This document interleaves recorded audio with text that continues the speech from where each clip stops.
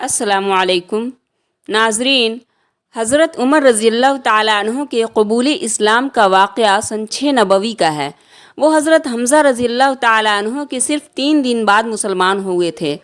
قریش کے سر برآوردہ اشخاص میں ابو جہل اور حضرت عمر رضی اللہ تعالیٰ عنہ اسلام اور نبی صلی اللہ علیہ وسلم کی دشمنی میں سب سے زیادہ سرگرم تھے۔ اس لیے نبی صلی اللہ علیہ وسلم نے خصوصیت کے ساتھ انہی دونوں کے لیے اسلام کی دعا فرمائی۔ اے اللہ، اسلام کو ابو جہل یا عمر بن خطاب رضی اللہ تعالیٰ عنہ سے معزز کر۔ اسی طرح طبرانی نے حضرت ابن مسعود رضی اللہ تعالیٰ عنہ سے اور حضرت انس رضی اللہ عنہ سے روایت کی ہے کہ نبی صلی اللہ علیہ وسلم نے فرمایا، اے اللہ، عمر بن خطاب رضی اللہ تعالیٰ عنہ اور ابو جہل بن ہشام میں سے جو شخص تیرے نزدیک زیادہ محبوب ہے، اس کے ذریعے سے اسلام کو قوت پہنچا۔ مگر یہ دولت تو قسام ازل نے حضرت عمر رضی اللہ تعالیٰ عنہ کی قسمت میں لکھ دی تھی، ابو جہل کے حصہ میں کیوں کر آتی؟ اس دعائے مستجاب کا اثر یہ ہوا کہ کچھ دنوں کے بعد اسلام کا یہ سب سے بڑا دشمن اس کا سب سے بڑا دوست اور سب سے بڑا جانثار بن گیا، یعنی حضرت عمر رضی اللہ تعالیٰ عنہ کا دامن دولت ایمان سے بھر گیا۔ ناظرین، تاریخ و سیر کی کتابوں میں حضرت عمر رضی اللہ تعالیٰ عنہ کی تفصیلات اسلام میں اختلاف ہے۔ ایک مشہور واقعہ جس کو عام طور پر ارباب سیر لکھتے ہیں کہ نبی صلی اللہ علیہ وسلم کی بعثت کے وقت حضرت عمر رضی اللہ تعالیٰ عنہ کی عمر 27 سال تھی۔ حضرت عمر رضی اللہ تعالیٰ عنہ اپنی تند مزاجی اور سخت خوئی کے لیے مشہور تھے۔ مسلمانوں نے طویل عرصے تک ان کے ہاتھوں طرح طرح کی سختیاں جھیلی تھی۔ حضرت عمر رضی اللہ تعالیٰ عنہ کی بہن فاطمہ رضی اللہ عنہا کا نکاح حضرت سعید بن زید رضی اللہ تعالیٰ عنہ سے ہوا تھا، جو اسلام قبول کر چکے تھے۔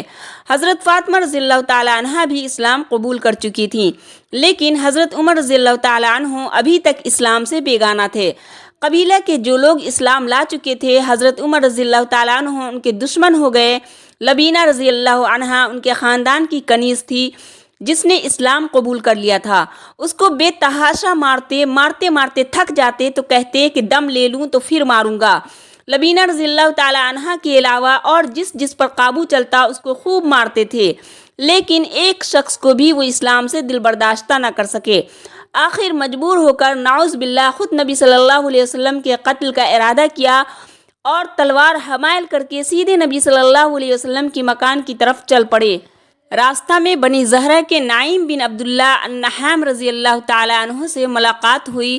پوچھا کدھر کا ارادہ ہے؟ جواب دیا کہ محمد صلی اللہ علیہ وسلم کا فیصلہ کرنے جاتا ہوں۔ انہوں نے کہا، محمد صلی اللہ علیہ وسلم کو قتل کر کے بنو ہاشم اور بنو زہرہ سے کیسے بچ سکو گے؟ حضرت عمر رضی اللہ تعالیٰ عنہ نے کہا، معلوم ہوتا ہے تم بھی اپنا پچھلا دین چھوڑ کر بے دین ہو چکے ہو۔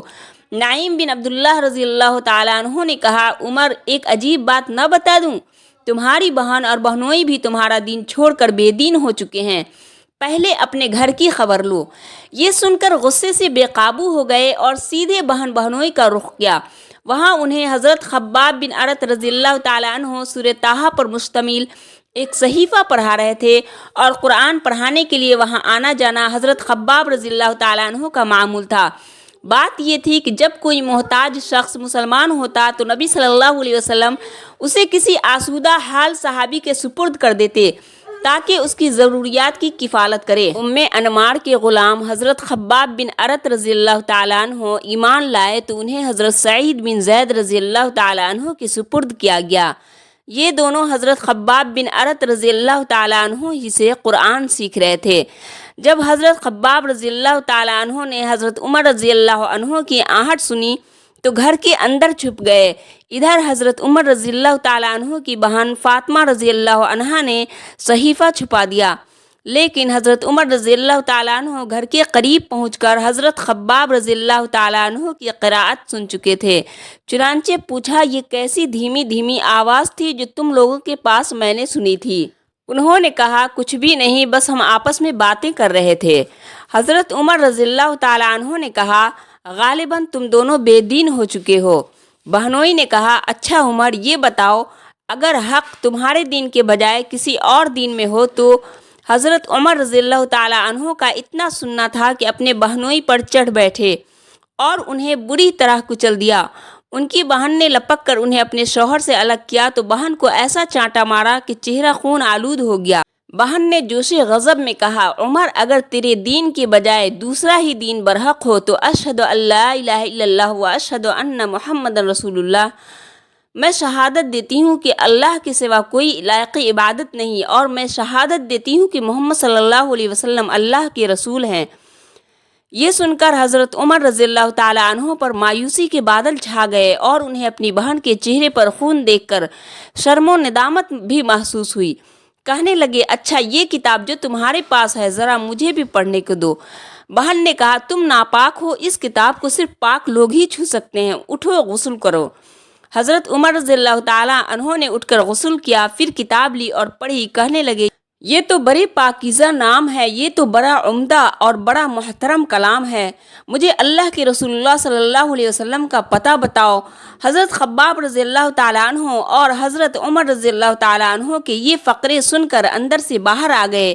کہنے لگے، عمر خوش ہو جاؤ، مجھے امید ہے کہ رسول اللہ صلی اللہ علیہ وسلم نے جمعرات کی رات تمہارے متعلق جو دعا کی تھی کہ اے اللہ، عمر بن خطاب یا ابو جہل بن ہشام کے ذریعے اسلام کو قوت پہنچا، یہ وہی ہے۔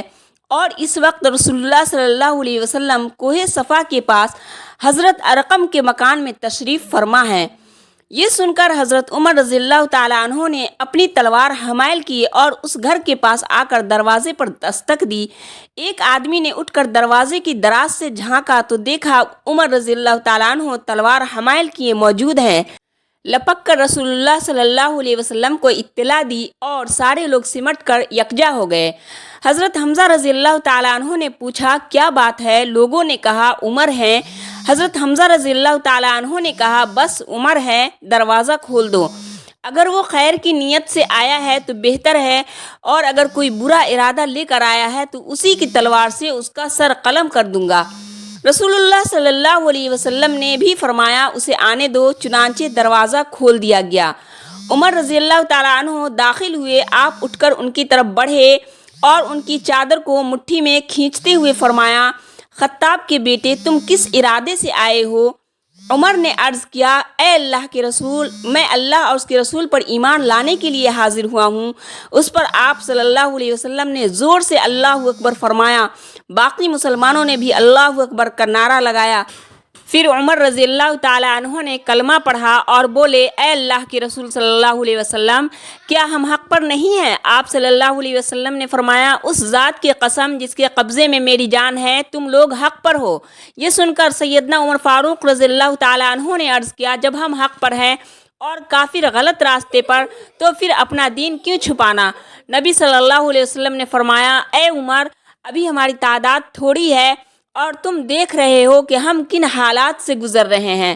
سیدنا عمر فاروق رضی اللہ تعالیٰ عنہ نے یہ سن کر فرمایا، اس ذات کی قسم جس نے آپ کو نبی بنایا ہے، میں اسلام لانے سے پہلے جن کے ساتھ اٹھتا بیٹھتا تھا، اب مسلمان ہو کر ان کے سامنے جاؤں گا۔ ان کا مسلمان ہونا تھا کہ کفار کے حوصلے پست ہونا شروع ہو گئے۔ حضرت عبداللہ ابن مسعود رضی اللہ تعالیٰ عنہ فرماتے ہیں کہ عمر کا اسلام لانا مسلمانوں کی فتح تھی، اور ان کی ہجرت مسلمانوں کی مدد تھی، اور ان کی خلافت رحمت تھی۔ نبی صلی اللہ علیہ وسلم نے فرمایا، جب اچھے لوگوں کا ذکر کرو تو میرے عمر کا بھی ذکر کرو، کیونکہ میرے عمر کی زبان حق بولتی ہے، سچ بولتی ہے۔ آپ صلی اللہ علیہ وسلم نے فرمایا، ان الشیطان یفر من ظل عمر، عمر کے سایہ کو دیکھ کر شیطان بھاگتا ہے۔ جب حضرت عمر رضی اللہ تعالیٰ عنہ اسلام لائے تو اپنی زندگی کی ایک ایک سانس اسلام کے لیے وقف کر دی، شریعت مطہرہ کا پہرا دیا، اسلامی فتوحات پھیلی تو پھیلتی ہی چلی گئی۔ 22 لاکھ مربع میل تک حضرت عمر رضی اللہ تعالیٰ عنہ کی سلطنت پھیل گئی۔ عدل و انصاف کا دورہ ہوتا ہے۔ زمانے نے دیکھا کہ اگر کوئی غیر مسلم بھی عدالت میں کھڑا ہوتا تو اسے کوئی خوف نہ ہوتا، اس لیے کہ حضرت عمر رضی اللہ تعالیٰ عنہ حاکم تھے، وہ مطمئن ہوتا کہ میرے ساتھ ناانصافی نہ ہوگی۔ ناظرین، انشاءاللہ تعالی اب حضرت عمر رضی اللہ تعالیٰ عنہ کی خلافت سے متعلق ویڈیو ڈالوں گی، تو مزید جانکاری کے لیے چینل کو لائک، شیئر اور سبسکرائب ضرور کریں۔ اللہ حافظ۔